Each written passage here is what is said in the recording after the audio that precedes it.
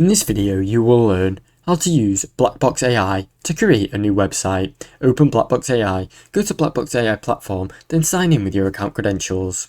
Start a new project, click New Project and select the option to build a website. Describe your website idea. Type a clear prompt describing the kind of website you would like. This could be a blog, business site, portfolio or more, along with your design preferences such as colours.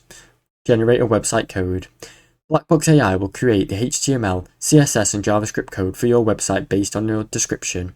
Review and edit. Check the generated code, preview the site and make adjustments to colours, text, layouts and more. Deploy your website. Export the code and upload it to a hosting server or use GitHub Pages, Netlify or Vissel to publish your site online. Now you know how to use the BlackBox AI to create a website. Thanks for watching. Don't forget to like and subscribe.